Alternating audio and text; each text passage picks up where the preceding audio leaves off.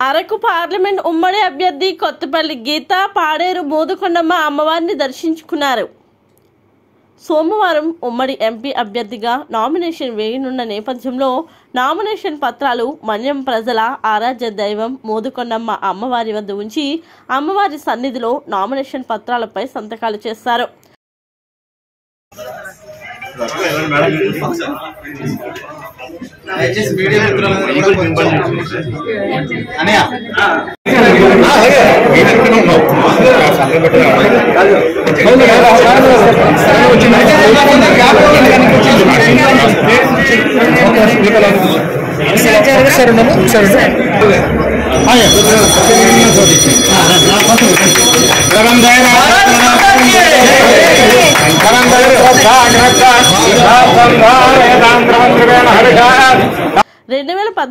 కూడా మోదుకొండమ్మ అమ్మవారి వద్ద నామినేషన్ పత్రాలు సమర్పించి విజయం సాధించానని మళ్ళీ అదే నమ్మకంతో మళ్ళీ వచ్చానన్నారు. ఈరోజు 2014లో చూస్తే అమ్మవారి దగ్గర నా నామినేషన్ ఫామ్ పెట్టి నేను సంతకం పెట్టడం జరిగింది. అదే సెంటిమెంట్ తో ఈరోజు మన అడవికి తల్లైన మన అమ్మైన మోదుకొండమ్మ వారి ఆశీస్సులు తీసుకుని అక్కడి నుంచి మళ్ళీ నా రాజకీయ రెండోసారి ప్రస్థానం స్టార్ట్ చేయడానికి ఇక్కడ సంతకం పెట్టడానికి ఈ రోజు ఇక్కడికి రావడం జరిగింది. పాడేరు ప్రజలందరూ నాకు ఇచ్చిన ఆత్మీయత కోసం మీ అందరికీ కూడా నేను హృదయపూర్వక ధన్యవాదాలు తెలియజేస్తున్నాను. అనంతరం మిత్రపక్షాల రోడ్ షోలో పాల్గొన్నారు. ఈ సందర్భంగా ఆమె మాట్లాడుతూ ఈ 5 ఏళ్ల కాలంలో గిరిజన యువత తీవ్రంగా నష్టపోయారని, ఈ సైకో పాలన పోవాలన్నా, వచ్చే 60 నెలలు ప్రజలు ప్రశాంతంగా ఉండాలన్నా, బిడ్డల భవిష్యత్తు భావితరాల భవిష్యత్తు బాగుండాలంటే ఎన్డీఏ బలపరిచిన అభ్యర్థులను గెలిపించాలని కొత్తపల్లి గీత కోరారు. నరేంద్ర మోదీకి మహిళలు గిరిజనులు 2 కళ్ళు అని పీవీటీజీలకు గృహ నిర్మాణాల కోసం 25,000 కోట్లు కేటాయిస్తే ఒక్క ఇల్లు నిర్మాణం జరగలేదన్నారు. అరకు ఎంపీగా విజయం సాధించి గిరిజన ప్రాంత సమస్యల పరిష్కారం కోసం కృషి చేస్తానని, ఒక్క ఛాన్స్ అంటూ అధికారంలోకి వచ్చినా వైసీపీ పరిపాలన శూన్యమని, ఇది ఎన్నికల ప్రచారం కాదని, ప్రచారానికి మళ్లీ వస్తానని ఉమ్మడి ఎంపీ అభ్యర్థి కొత్తపల్లి గీత స్పష్టం చేశారు. పోలవరం ప్రాజెక్ట్ ఈ రోజు నిర్వీర్యమైన పరిస్థితి ఉంది. మన రాష్ట్రానికి రాజధాని ఉందా? 3 ముక్కలు ఆటాడి మన రాజధాని కూడా ఈ రోజు నాశనం చేసిన పరిస్థితి చూస్తున్నాం. ఈ రోజు మన గిరిజన ప్రదేశం అభివృద్ధి చెందాలన్నా, అలాగే రాష్ట్రం అభివృద్ధి చెందాలన్నా మన ఎమ్మెల్యే గారు చెప్పినట్టు మనకి డబుల్ ఇంజన్ సర్కార్ రావాల్సిన పరిస్థితి ఉంది.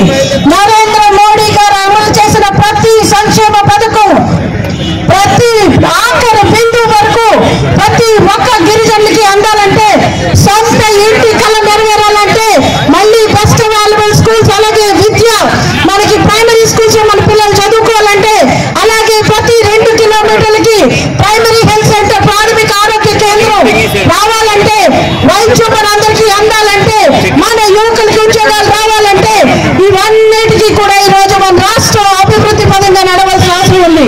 ఈ రోజు ఇండస్ట్రీస్ రావాలి, మన యువతకు ఉద్యోగం రావాలి, మన యువకులు మన రాష్ట్రాన్ని వదిలి వెళ్ళిపోకూడదు అంటే డబుల్ ఇంజన్ సర్కార్ రావాలి. కాబట్టి మీరందరూ కూడా ఈ రోజు దేవుడు కూడా మనకు చాలా కరుణించాడు, చక్కటి వాతావరణాన్ని ఇచ్చాడు మనందరికీ. ఎండలో మనం ప్రచారం చేసుకుంటాం కానీ ఈ రోజు చక్కటి మబ్బులో వర్షం పడకుండా మనందరికీ కూడా ఇది ఒక ఆశీర్వచనలాగా 4 చినుకులు పండి అది మనకు అందరికీ ఆశీర్వదిస్తూ పైన భగవంతుడు కూడా మనందరికీ ఆశీర్వదిస్తాడు. కాబట్టి మనందరం గుర్తుపెట్టుకోవాలి, మన జీవితాన్ని మార్చేది ఓటు. ఒక్కసారి ఓటు వేస్తే 5 సంవత్సరాలు మన జీవితం అంతా కూడా ఆ ఓటు శాసిస్తుంది. కాబట్టి ఈ 60 నెలలు చాలా కష్టాలు పడ్డాం. ఈ 60 నెలలు జగన్మోహన్ రెడ్డి ఒక సైకో పాలన మనం చూసాం. ఒక్క ఛాన్స్ వచ్చిన జగన్మోహన్ రెడ్డి మనందరినీ ఎలా మోసం చేశాడో, గిరిజన బతుకులు ఎలా చీకట్లోకి నెట్టేశాడో మనం చూసాం. కాబట్టి మనం అందరం కూడా వచ్చే 60 నెలలు హాయిగా ఉండాలంటే, ప్రశాంతంగా మన బిడ్డల భవిష్యత్తు బాగుండాలంటే, మన జీవితాలు భావి తరాలు బాగుండాలంటే మనం అందరం కూడా ఈ రోజు ఎన్డీఏ బలపరిచిన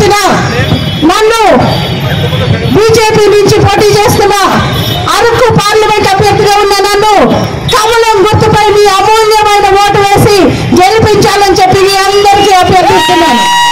అలాగే పాడేరులో కూటమి అభ్యర్థిగా నిలబడుతున్న సైకిల్ గుర్తుపై ఉన్న ఏ అభ్యర్థి అయినా సరే మనకి ఎవరైతే మన ముందుకొస్తారో ఆశీర్వచనంతో మన ముందుకొస్తారో వారు ఈ రోజు మనకి ఎవరైతే ఉన్నారో సైకిల్ గుర్తుపై వేసి డబుల్ ఇంజన్ సర్కార్ తెచ్చుకొని మనం అందరం కూడా గెలిపించాల్సిన అవసరం మనకు ఉంది. కాబట్టి ఈ రోజు మీ అందరినీ ఒకటి అభ్యర్థిస్తున్నాను, ఎన్డీఏ అభ్యర్థులుగా వేస్తున్న మా పైన మీ ఆశీర్వచనం ఉంచి మీరందరూ మీ అమూల్యమైన ఓటును వేసి జగన్మోహన్ రెడ్డి ప్రభుత్వాన్ని ఇంటికి పంపించి డబుల్ ఇంజన్ సర్కార్ అభివృద్ధి సాధించేటట్టు మనం అందరం ముందుకు వెళ్తామని చెప్పి ఆశిస్తూ మీ అందరికీ మరొకసారి శిరస్సు వచ్చి పాదవందనం చేస్తూ మరొకసారి మీ అందరికీ నా హృదయపూర్వక ధన్యవాదాలు తెలియజేస్తున్నాను. ఈ రోజు యాక్చువల్లీ ప్రచారంలో భాగంగా రాలేదు, కానీ అమ్మవారి ఆశీస్సుల కోసం వచ్చాను ఈరోజు. ఎందుకంటే నాకు ప్రతిసారి కూడా అదొక సెంటిమెంట్. అమ్మవారి దగ్గర నేను పాదాల దగ్గర ఫస్ట్ నా నామినేషన్ ఫామ్ అక్కడ పెట్టి తర్వాత నామినేషన్ వేయాలన్నది నా సెంటిమెంట్. సో 2014 లాగే ఇక్కడే కూర్చొని టెంపుల్లో సైన్ చేయడం కూడా జరిగింది. సో ఈ రోజు ప్రచారంలో భాగంగా కాకుండా ఇక్కడ శ్రేణులందరూ కేవలం నన్ను ఒక వెల్కమ్ పలకడానికి రావడం జరిగింది. సో వాళ్ళని ఉత్సాహపరచడానికి ఒక చిన్న స్పీచ్ ఇవ్వడం కూడా జరిగింది. ప్రచారంలో భాగంగా మళ్ళీ వస్తాను ఇక్కడికి.